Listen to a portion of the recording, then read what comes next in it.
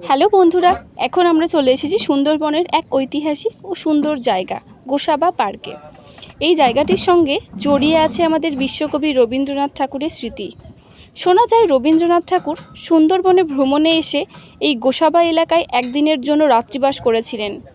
আজ আমরা সেই ঐতিহাসিক রুমটি দেখতে এসেছি। এই ঘরটি এখনও সেই স্মৃতিকে ধরে রেখেছে। এখানে দাঁড়ালে মনে হয় যেন ইতিহাসের এক বিশেষ মুহূর্তের সামনে দাঁড়িয়ে আছি। এখন আমি আপনাদের দেখাবো সেই রুমটি, যেখানে কবিগুরু এক রাত কাটিয়েছিলেন। এই জায়গাটি শুধু একটি ঘর নয়, এটি বাংলার সাহিত্য ও সংস্কৃতির একটি মূল্যবান স্মৃতি। গোসাবা পার্কের চারপাশের পরিবেশও খুব সুন্দর ও শান্ত। এতক্ষণ আপনারা দেখলেন চারিদিকে সবুজ গাছপালা, প্রকৃতির নীরবতা আর সুন্দরবনের অনন্য পরিবেশে এই জায়গাটিকে আরও বিশেষ করে তুলেছে। যারা ইতিহাস ভালোবাসেন বা রবীন্দ্রনাথ ঠাকুরের স্মৃতি বিজড়িত স্থান দেখতে চান, তাদের জন্য গোসাবা পার্ক সত্যিই একটি অসাধারণ জায়গা। আপনারা যদি কখনো সুন্দরবনে আসেন তাহলে অবশ্যই এই জায়গাটি ঘুরে দেখবেন, আপনাদের অবশ্যই ভালো লাগবে।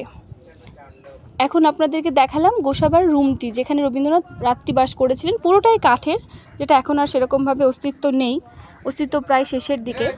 গোসাবা পার্ক তো দেখালাম, এবারে কোথায় যাচ্ছি সেই স্থানটি আপনাদের সঙ্গে অবশ্যই শেয়ার করব। সঙ্গে থাকুন।